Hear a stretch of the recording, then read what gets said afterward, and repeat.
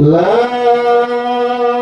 ইলাহা ইল্লাল্লাহু মুহাম্মাদুর রাসূলুল্লাহ সাল্লাল্লাহু আলাইহি ওয়াসাল্লাম। আজকের জলসা নির্ধারিত নির্বাচিত সভাপতি, আমার সম্মুখে বসে থাকা আমার দিনদার পরেশগার আল্লাহওয়ালা ভাই আব্বাজানেরা, পর্দার অন্তরালে অবস্থিত আমার মা ও বোনেরা, সর্বপ্রথমে আমরা প্রশংসা জ্ঞাপন করেছি সেই মালিকের দরবারে। সকল একবার বলুন আলহামদুলিল্লাহ। ভাই আলহামদুলিল্লাহটা জোর হয়েছে ভাই, এতে আল্লাহ রহমত দেবে বলে মনে হয় না। এত জোরে বলুন আলহামদুলিল্লাহ, আরো জোরে বলুন আলহামদুলিল্লাহ। কোরআন শরীফে মহান আল্লাহ বলেছেন, লাইন শাকারতুম লাযিদান্নাকুম, বান্দা তুমি শুকরিয়া জ্ঞাপন করো, আমি আল্লাহ তোমার নিয়ামত। আজকে ধরে নিন এই জলসায় সন্ধ্যাবেলা থেকে ভালোই চলছিল।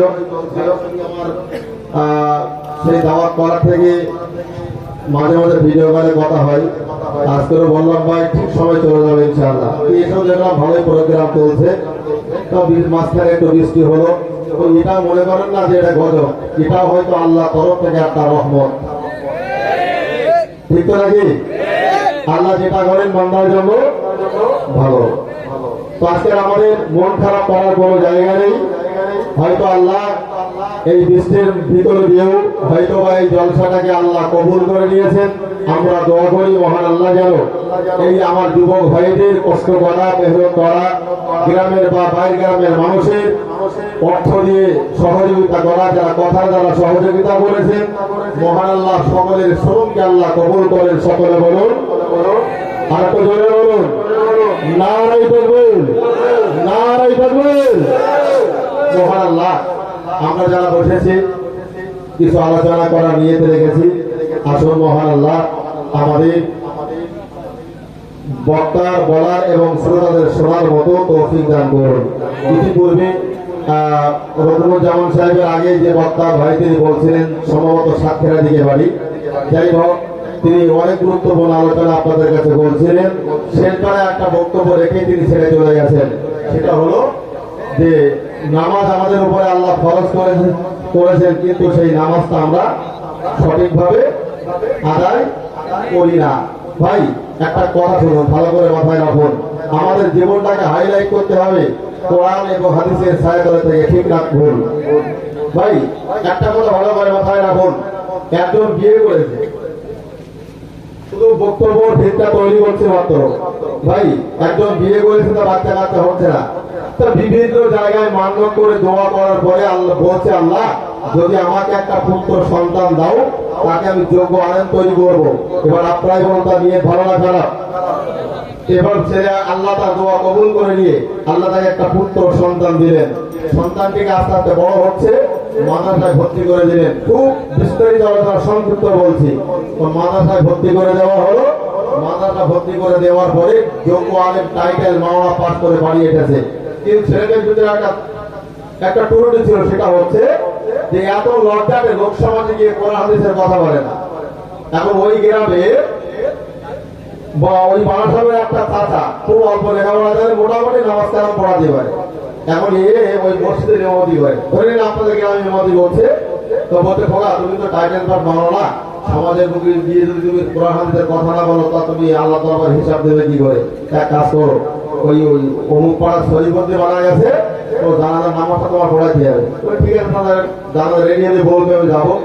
এখন মুর্দাকে গোসল দিয়ে কাপড়ের কাপড় পরিয়ে সুন্দর করে খাটিয়া যখন শুয়ে রাখা হলো, ইমাম সাহেব ওই মুন সাহেব ডাকতে গেছে ওই ভাই মামা সাহেবকে, গিয়ে বলছে খোকা জানাজা রেডি, চলো। বলে রেডি? বলে হ্যাঁ। বলে চলো। ধরে নিন দুই ইমাম সাহেব আগে চলছে, ভাই মামা পিছনে, চলতে চলতে চলতে সামনে দিকে গেছেন। ধরে নিন ওই যে গাড়িটা আছে ওরকম দূরে খাটিয়া লাশ কমানো আছে, এরকম যা গিয়েছে তখন ভাই ওই চাষাকে বলছে, চাষা চাষা ও ইমাম সাহেব ঘুরে গাড়ি বলছে কি খোলা, তারপরে আদান দাও। ভাইপো মাওলানা বলছে চাচারে জানাজা হবে, আদান দাও।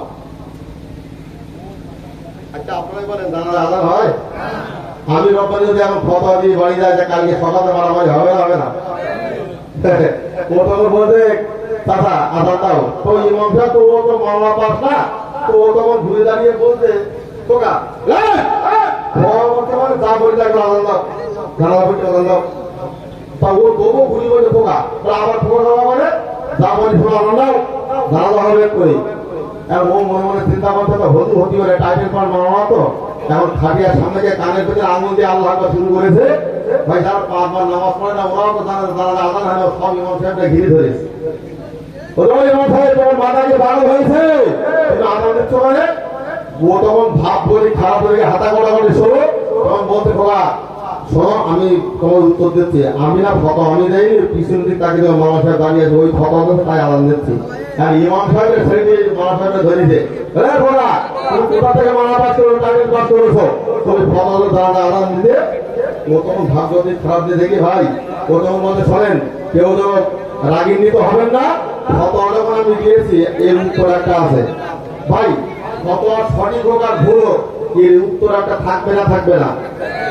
থাকবে তো এখন ভাই এ তখন মনে মনে চিন্তা করতে যদি আমার উত্তর আমি না দিই তা আমার পিঠে চামড়া বেঁধে দেবে একদম তখন বলতে শোনেন আমি 5-6 বছর হয়ে গেছে মামলা টাইটেল পাস করে বাড়ি এসেছি অথচ কেউ আমারে চেনে না কেউ আমারে ডাকে না আমি বাড়ি বসে আছি তা আজকে যে একটা ভুল ফতোয়া দিয়েছে তাই তখন হাটে মাঠে দোকানে ঘাটে সর্বস্থানে আমার নামটা হাইলাইট হবে জানো আমাকে ছেলে এই ফতোয়া দিয়েছে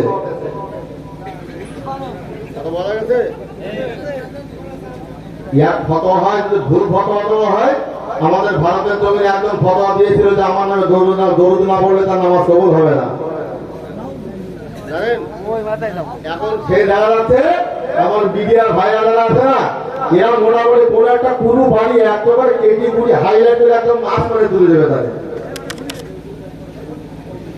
তো ভাই আমি আপনাদেরকে বলতে চাইছি নিজের জীবনটাকে যদি হাইলাইট করতে হয় নামাজের ভিতরে দিয়ে করুন কোরআন মানার ভিতরে দিয়ে করুন নবীর আদর্শে মেনে চলুন তবেই আল্লাহর সহি দরবারে আপনার নামটা আল্লাহর সহি দরবারে লেখা হবে তা না হলে মরে যাবেন কবরে বলে ওঠ জীবনে যা করেছিলেন সব কতক্ষণ কোরআনের মাহফিলে বসেছিলে আর কতক্ষণ মোবাইলে গান বাজনা দেখেছিলে সব করে দেখবেন না ওখানে সেদিন কি অবস্থা হবে আমাদের তাই বিদায়ী বক্তা ভাই তিনি নামাজের কথা বলেই ছেড়ে দিয়েছিলেন আমরা কত বড় মুসলিম জানেন ভাই কর্মদান শুরু করেছি একটু ধৈর্য ধরেন দেখবেন কিছু কথা শোনাবো ইনশাআল্লাহ আপনাদের রাজি আছেন আলহামদুলিল্লাহ বাবু একটা কথা ভালো করে মাথায় রাখুন একজন গিয়েছে লাঙল একজন গিয়েছে মাঠে কাজ করতে বাড়ির গিন্নিরে বলে গেছে লুঙ্গি আর জামাটা ধুয়ে দিতে আগে শুক্রবার বলা শুক্রবার জমার নামাজ পড়বো লুঙ্গি আর জামাটা ধুয়ে দিও ঠিক আছে যাও তো মাঠ থেকে কাজ করে যে সময় বাড়ি এসেছে টেনশন ওদিকে আনন্দ শুরু করেছে আর ও তখন গায়ে জ্বালা চলে গেছে এখন বাড়ি গিন্নিরে বলছে আমার সামনানটা বলেছি তখন মুন্ডিয়া জামা বই বেড়ার গায়ে আসে থাকো এখন তো গেট গিন্নির ব্যাপার তখন ওই বাসের চোটা দিয়ে গিরি তৈরি করা হতো বলে বেড়ার গায়ে আসে রাখো এখন ওখান থেকে লুঙ্গিটা জায়গা করে নিয়ে পরে বাড়ির গিন্নিরে বলছে আমার জামা কই বলতে জামাটা ওই বেড়ার গায়ে রয়েছে এখন ওকে যে একটা কাপড় টেনে ও গায়ে গিয়ে দৌড়াচ্ছে দৌড়াতে মরুদের ভিতরে একটা পড়ি একটা মাথার দিকে ঢুকিয়ে তাকিয়ে দেখে আর হাতা খুঁজি মাত্র তাকায় থেকে বসায়া কি বলেছি বুঝতে পারছেন ও 10 মিনিট আগে মসজিদ সময়টা নেই এখন মাথা থেকে ভুলুইতে যায় মারি করি এখন টাইটে ঢোকো আর ঢেলায় ঢোকো ঢুকিয়ে দুই সাইডে হাত আবার দোয়া শুরু করে থাকে হাতার না কিন্তু সকালে বসায়া তেল করে যা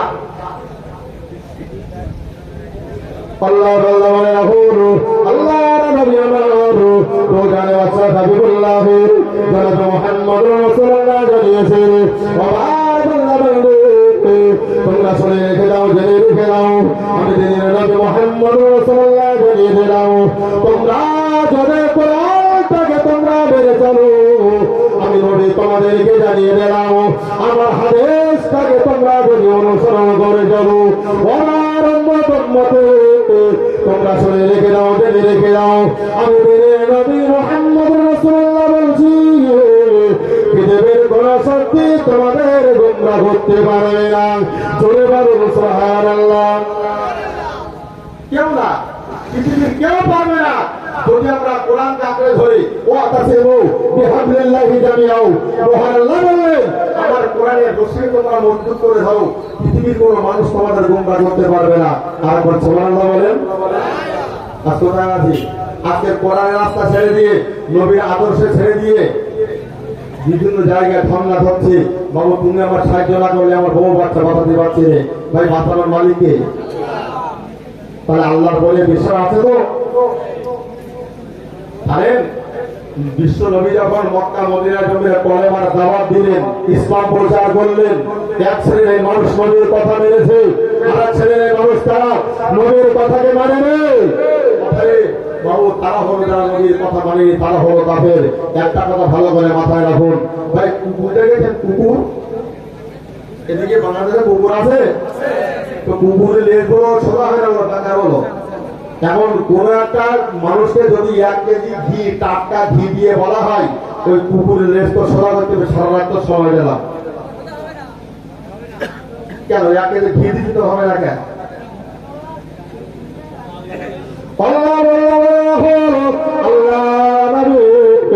মুহাম্মদ রাসূলুল্লাহ জানিয়েছেন, ইমানদার হলো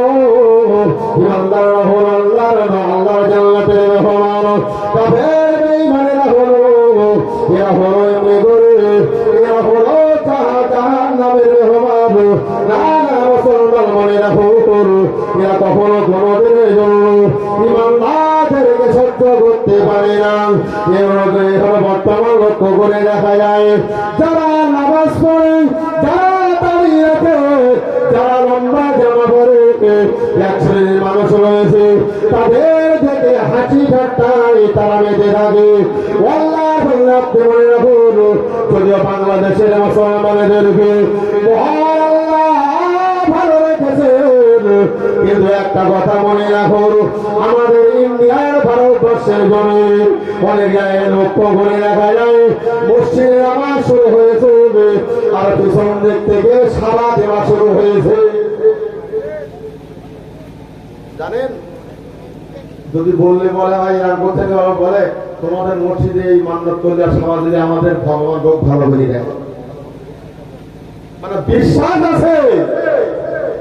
আজকে আমাদেরকে ভাবতে হবে না আমরা মুসলমানই ঘরে জন্ম নিয়েছি, আমরা মুসলমান বলে দাবিদার, নবীর আদর্শে আদর্শিত বলে আমরা দাবিদার। কিন্তু একটা কথা ভালো করে মাথায় রাখুন, আমরা আল্লাহর ভয় কতটা থাকতে পেরেছি। একটা হাদিস শুনুন, বুখারীর একটা রিওয়ায়াতে রাসূল বলেছেন, তখন রাসূলুল্লাহ ইন্তেকাল করেছেন, তো তখন ওমরের খেলাফত চলছে। ওমর রাদিয়াল্লাহু আনহু নবীর কয়েকজন সাহাবীদেরকে নিয়ে বেরিয়েছেন। চলতে চলতে বহু দূর চলে গেছে, নিজের কাছে যে খাদ্য সামানপত্র পানিগুলো ছিল সব ফুরিয়ে গেছে। কোথায় তাবু, এখানে তাবু আলো, এখান থেকে ফজরের নামাজটা আদায় করে সকাল বেলাতে তারপরে আমরা এখান থেকে আবার কলেমার দাওয়াত দিতে যাব। জোরে বলুন না সুবহানাল্লাহ। আল্লাহ নবীর সাহাবী জলিল কদর সাহাবী ওমর যে রাস্তা দিয়ে যেতেন 6টা নির্দেশ কতদিন যেত না বলেন? আলহামদুলিল্লাহ, সমস্ত মোটামুটি। আল্লাহ নবীর সাহাবী ওমর কত জলিল কদর সাহাবী দেখেন তো। ওমর রাদিয়াল্লাহু আনহু তিনি নবীর সাহাবীদেরকে বললেন, দেখো এখানটায় তাবু করো, দেখি কিছু খাদ্যের সন্ধান আমি পাই কিনা। আল্লাহ নবীর সাহাবী ওমর তার সঙ্গে কয়েকজন সাহাবীদেরকে নিয়ে বেরিয়েছেন। চলতে চলতে চলতে অনেক দূর চলে গেছে, এখনো সূর্য ডোবেনি, বেলা চকচক করছে। সে কিছু দূর যাওয়ার পরে লক্ষ্য করে দেখে একটা যুবক ছেলে ওই মাঠে দুম্বা বেশ ভেড়া ছাগল চড়াচ্ছে। কারণ ওর কাছে গিয়ে বলছে, দেখো ছেলে আমরা মুসাফির মানুষ, বাইরের মেহমান, তো আমাদের খাদ্য সামগ্রী সব ফুরিয়ে গেছে, কিছু আমাদের কাছে একটা দুম্বা বিক্রি করে দাও। বলতে দেখো আমি আমার যে মালিকের কাজ করি অতএব আমি দিতে পারবো না। বলে দেখো আমরা হলাম বাইরের মেহমান, একটা দাও না, একটা দুম্বা আমাদের কাছে বিক্রি করে দাও, আমরা জবাই করে রান্না করে রুটি দিয়ে খাবো। ওই ছেলেটি যখন বলছে, দেখুন আমি যে মালিকের কাজ করি এত বিশ্বস্ত, তার বিনা অনুমতিতে একটা দুম্বা মেট ছাগল আমি বিক্রি করতে পারবো না। একবার জোরে বলুন না সুবহানাল্লাহ। আর আমাদের সমাজে এরকম ফাঁকি কত দেয় আমরা, ঠিক ঠিকানা আছে ঠিক নেই। বাপ যদি পটল বিক্রি করতে পারে বাজারে, ধরে নিন 2 মণ পটল হয়েছে 80 কেজি, বাপের বাড়ি এসে বলতে আপনার হয়ে 60 কেজি, 20 কেজি করলে তার পকেটে হয় না, হয় না। আল্লাহ নবীর সাহাবী হযরত ওমর তখন কি করলেন, ওই ছেলেটি যখন কথা শুনছে তখন অবস্থা বলছে, দেখো আমরা হলাম মুসাফির মানুষ, আমি তোমাকে বলতে শোনো, তুমি বাচ্চা ছেলে, তুমি একটা দুম্বা একটা মেষ চুরি করে আমার কাছে বিক্রি করে দাও। এটা সুবহানাল্লাহ বলেন, আর জোরে বলেন সুবহানাল্লাহ। চুরি করার কথা কেন বললেন? তার ইমানের পরীক্ষা দিচ্ছে ওমর, দেখে এই বাচ্চা ছেলের ভিতরে কতটা ইমান ঢুকে আছে। আল্লাহ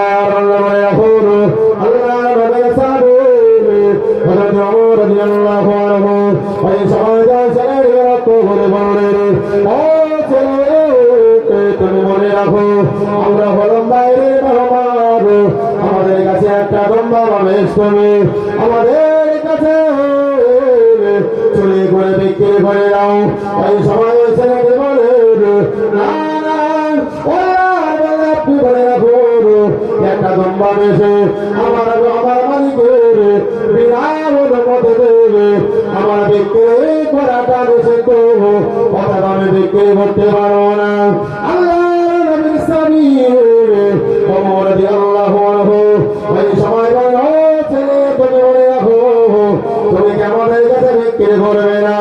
ওই সময় ছেলে বলে, আল্লাহ আপনি মনে রাখো, আজকে আমাদের কাছে একটা দুম্বা মেষে চুরি করে বিক্রি করে দেওয়ার কথা বলে দিলেন, কিন্তু আপনি একটা কথা মনে রাখুন, আমি ছেলে যখন মারা যাব, আমি মারা যাবার পরে যখন আমি কবরে জমিনে চলে যাব, আমাকে মহান আল্লাহ যখন হাসরের মহাময়দানে ওঠাবেন, আল্লাহ আপনি মনে রাখুন, কাল কিয়ামতের মহাময়দানে আমার আল্লাহ যদি জিজ্ঞাসা করেন, ও ছেলে তুমি মনে রাখো, তুমি একটা দুম্বা মেষ কেন ওই নবীর সাহাবী ওমরের কাছে বিক্রি করেছিলেন? আল্লাহ আপনি মনে রাখুন, সেই দিন আমি বাচ্চা ছেলে আল্লাহ দরবারে কি হিসাব দেব? কি হিসাব দেবে? সেই দিন আল্লাহ যদি আমরা জিজ্ঞাসা করে, তুমি নবীর সাহাবী ওমরের কাছে একটা দুম্বা মেষ তুমি বিক্রি করেছিলে কেন, হিসাবটা দিয়ে তারপর জান্নাতে যাও। আজকে ভরি ভরি তো আমরা কত ফাঁকি দিচ্ছি তার ঠিক ঠিকানা নেই। এমন দিন নেই যে আমরা মিথ্যার পর মিথ্যা বলে যাচ্ছে। বাবু কবর নামক জায়গায় এক জায়গাতে যেতে হবে আমাদের, সেই হিসাবটা কি দেবো? তোমার কোনো জায়গা আছে? ফেরেশতা তখন ওই আড়ার বাসগুলি চালাবে, তখন বুঝতে পারবো। বাবু গল্পে গরু গাছে ওঠে, গল্প মিথ্যা হয়, ইতিহাস সত্য হয়। এক চিঠিবাজ বলছে, ছেলেরা ডেকে বলছে, বলে কি, তারপরে আমি যখন মারা যাবো, মারা যাওয়ার পরে ঘরের ওই শুক্রবার ঘুরে কবর দিস, আরে ধারের কাঁচাবাদ গুলো কেটে ওইগুলো দেবে ওই ঘরে। বলে আব্বা আপনি এমন শেয়ার করতে পারলেন, তারপরে তাই শোনো, তবে ঠিক আছে। আর আব্বা মারা গেছে, এখন ঘরের বাস খোলা শুরু করেছে, খুলতে খুলতে খুলতে খুলতে ওই কবর দেওয়া শুরু করে। লোক বলছে ব্যাপারটা কি? তখন আমার আব্বার ওসিয়াত আছে, যেটা ওসিয়াত সেটাই করছি, আর কাঁচাবাদিও ঘরে দেওয়া হবে। আবার কবরে খাটানো হলো, কবরে খাটানোর পরে এবার মানুষজন যখন দোয়া সবরেসারি করে চলে গেছে, তারপর কবরে কি আছে? ফেরেশতা এসে বলছে, ও তখন তো তার কবরত ওপর দিকে তাকিয়ে রাখেন, বাসা শুধুই ঝুম ধরিছে, আর কবরত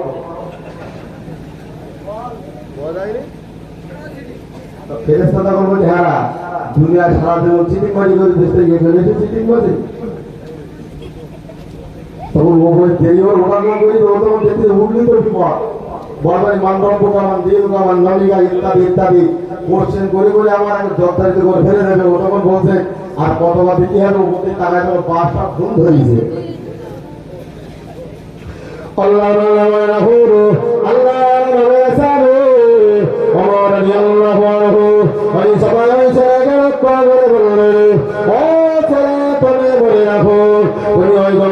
চলে করে বিক্রি করবে না, ওই ছেলে বলে দিল, আল্লাহ হবে হাকিকে মালিককে হয়তো আমি আমার পেটের মালিক, তাকে হয়তো আমি বুঝিয়ে দিতে পারবো, কিন্তু আমি মারা যাবার পরে আমার আল্লাহ যদি আমাকে হাতের মহাময়দানে আমার আল্লাহ যদি জিজ্ঞাসা করে, ও ছেলে তুমি মনে রাখো তুমি একটা দম্মা বেশ কেন আমার নবের সাবি ওমরের কাছে কেন বিক্রি করে দিয়েছেন, আল্লাহ আপনি মনে রাখুন হাতের মহাময়দানে আমার আল্লাহর সামনে সেই দিন আমি হিসাব দিতে পারবো না। কল্যাণ বাংলা মনে রাখুন আমি আমার মালিকের বিনা অনুমতি দেবে একটা দম্মা বেশ আমি বিক্রি করতে পারবো না। জোরে বলুন সুবহানাল্লাহ। ছেলেটি দুই চোখ দিয়ে পানি পড়তে টপ টপ করে ওই ছেলেটির ওই কথাটা শোনার সঙ্গে সঙ্গে আল্লাহর নবীর জলিল কদর সাহাবী ওমর দুই চোখ দিয়ে টপ টপ করে গাড়িয়ে পানিগুলো গড়িয়ে পড়ছে। একবার জোরে বলা যাবে সুবহানাল্লাহ, আর একটু জোরে বলুন। বাবু আল্লাহর ভয়ে যদি দুই চোখ দিয়ে যদি একটা ফোঁটা পানি আপনি গড়িয়ে ফেলতে পারেন, নবী বলেছেন যদি জাহান্নামের ভয়ে আল্লাহর ভয়ে যদি চোখ দিয়ে একটা ফোঁটা পানি কারো গড়িয়ে পড়ে, নবী বলেছেন তার জন্য জাহান্নামের আগুন আল্লাহ হারাম করে দেবেন। জোরে বলুন, আর একটু জোরে বলেন। কিন্তু আমাদের হাসি হয়েছে বেশি, হাসি হয়েছে বেশি, আমাদের কান্না হয়েছে কম। কেন আমাদের কাঁদতে হবে? যদি কান্না নাও আসে কাদার মতো ভান করুন, চোখ দিয়ে যদি আল্লাহ না চায় এক ফোঁটা চোখের পানি গড়িয়ে পড়ি, ওই চোখের পানিটাই আল্লাহ আপনার জন্য জাহান্নাম চিরতরে আপনার জন্য হারাম করে দেবেন। সেদিকে আমাদের একটু খেয়াল রাখুন। হাসি তাই রসুল বলেছেন লাউ তাআলামু মা আলামু লাদাহিকতুম কলিলাও ওয়া মা বাকাইতুম কাসীরা। আল্লাহর বান্দা মায়াহুর আল্লাহর নবী সাবে ওমর রাদিয়াল্লাহু আনহু ওই সময় যখন ছেলেটির ওই কথাটা শ্রবণ করলেন, ওই কথাটি যখন দেনা শুনলেন, আল্লাহর নবী জলিল কদর সাবে ওমর রাদিয়াল্লাহু আনহু ওই ছেলেকে জড়িয়ে ধরে এত কান্না ছেলে কাঁদতে শুরু করলেন। ওই ছেলেটির গালে মুখে চমা দিতে শুরু করলেন। ওই ছেলেটির চমা দিয়ে দিয়ে ওই ছেলেটির বুকে সঙ্গে জড়িয়ে দিলেন। আল্লাহর নবীর সাহাবী ওই অন্যান্য সাহাবীরা বললেন, ও খলিফাতুল মুসলিমিন ওমর আপনি মনে রাখুন আল্লাহ নবীর কাছে আপনি জাহান্নামের কথা আপনি শুনেছেন, জান্নাতের কথা আপনি শুনেছেন, কিন্তু আপনি কোনদিন জান্নাত কান্না কাঁদেন না। আজকের এই ছেলেদের কথাটা শুনে আপনি কেন এত কান্না কাঁদেন? ওই সময় আল্লাহর নবী সাহাবী বলে দিলেন, ও মানবের সাহাবীরা মনে রাখুন আমি নবীর কাছে জাহান্নামের কথা শুনে এত কাঁদেন, কিন্তু একটা জিনিস মনে রাখো এতটুকু ছেলের ভিতরে আল্লাহ ভয় এত পরিমাণে ঢুকেছে। আমার আল্লাহ কোরআন শরীফের ভিতরে স্পষ্ট করে জানিয়ে দিলেন, ইয়া আইয়ুহাল্লাযীনা আমানুত্তাকুল্লাহ, হে ঈমানওয়ালা মানুষেরা তোমরা মনে রাখো কেবলমাত্র আমি আল্লাহ আমাকে তোমরা ভয় করো। জোরে বলুন সুবহানাল্লাহ। আল্লাহ নবীর সাহাবী বলেন আল্লাহ কোরআন শরীফের ভিতরে ভয় করে চলতে বলেছেন। ও আমার নবীর সাহাবীরা তোমরা মনে রাখো এতটুকু ছেলের ভেতরে এত আল্লাহর ভয় ঢুকে গেছে। এই যে এতটুকু ছেলের ভেতরে যার উপরে মহল্লা নামাজ ফরজ করেন, কিন্তু মহল্লা পাগাল্লা তাআলা এই ছেলের ভেতরে আল্লাহর ভয় এতটুকু দিয়েছে। আল্লাহ নবীর সাহাবী ওমর রাদিয়াল্লাহু আনহু ওই সময় ওই ছেলেকে লক্ষ্য করে বললেন, ও ছেলে তোমার মালিকের নামটা আমাকে একটু বলে দাও। জোরে বলুন সুবহানাল্লাহ। তোমার মালিকের নামটা বলো, মালিকের নামটা বলে দাও, আমি তোমার মালিকের কাছে যাবো, খুব প্রয়োজন আছে, দরকার আছে। সকালবেলাতে আল্লাহ নবীর সাহাবী হযরত ওমর ফারুক রাদিয়াল্লাহু আনহু কয়েকজন সাহাবীকে নিয়ে ওই ছেলের মালিকের বাড়িতে চলে গেলেন। সালাম মোসাফা করে বলছে, দেখুন আপনার একটা গোলাম আছে না, ওই গোলামটা আমার খুব বিশ্বস্ত, অতএব ওই গোলামকে আপনি আমার কাছে বিক্রি করে দেন। বলছে দেখুন আমার এই গোলামটা আমার কাছে বিরাট বিশ্বাস হোক, অতএব ওই গোলামকে আমি বিক্রি করতে পারবো না। তো অনেক ওমরের সঙ্গে অনেক পেড়াপড়ি করার পরে অগত্যা ওমরের কাছে 300 দিরহামের পরিবর্তে ওই গোলামকে বিক্রি করে দিলেন। একবার সুবহানাল্লাহ বলা যাবে? আর একটু জোরে বলুন। তো ওমরের কাছে বিক্রি করে দিলেন। ওমর ওই গোলামকে করে তুলে চুলে মুখে ঢুকে চমা দিতে নিজের রাজ দরবারে নিয়ে গেলেন। রাজ দরবার নিয়ে গিয়ে ভালো সুন্দর একটা জায়গায় বসিয়ে দিয়ে বলছে দেখো আমি তোমাকে 300 দিরহামের পড়তে ক্রয় করেছি, কিনে নিয়ে এসেছে আমার রাজ দরবারে কাজ করানোর জন্য নয়। একবার ধরে বলুন। আমার মাথায় রাখো আল্লাহ নবীর সাথে ওই ছেলেকে ক্রয় করে যাওয়ার পরে বললেন ও ছেলে তুমি মনে রাখো জেনে রাখো আমি আমার তোমাকে ওই 300 দিরহামের পরিবর্তে কিনে নিয়ে এসেছি। কিন্তু একটা কথা জেনে রেখে দাও, মনে রেখে দাও, আমার রাজদরবারে কাজ করানোর জন্য নয়। ওই ছেলে বললেন হুজুর তাই আপনি আমাকে কি জন্য কিনে নিয়ে এসেছেন? ওই দরবারে বললেন আমার আল্লাহ কুরআন শরীফের ভিতরে স্পষ্ট করে জানিয়ে দিলেন ইয়া আইয়ুহাল্লাযীনা আমানু তাকুল্লাহ, ও জগৎবাসী তোমরা মনে রাখো, ওই মানবরা তোমরা মনে রাখো আমি আল্লাহ আমাকে তোমরা ভয় করে চলো, পৃথিবীর কোনো মানুষের ভয় তোমরা করো না। আল্লাহ দিল কায়েমের জন্য কোরআন মানার জন্য তোমরা বলবা পৃথিবীর কোনো মানুষের ভয় তোমরা করো না। না না বলবা তুমি মনে রাখো পৃথিবীর কোনো মানুষের ভয় করো না, পৃথিবীর কোনো পুলিশ প্রশাসনের ভয় তোমরা করো না। তোমরা যাদের রীতিমতো কোরআনের আইনগুলো তোমরা মেনে চলো, কোরআনগুলো যদি তোমরা বলতে পারো পৃথিবীর কোনো সত্য তোমাদের যোগে অন্য অন্ধকারের রাস্তায় ঠেলে দিতে পারে না। ওই সময় ওই ছেলেটি বললেন হুজুর আপনি মনে রাখুন জেনে রাখুন আমাকে অন্য কোনো উদ্দেশ্যে আপনি ঘোরায় করে বলে না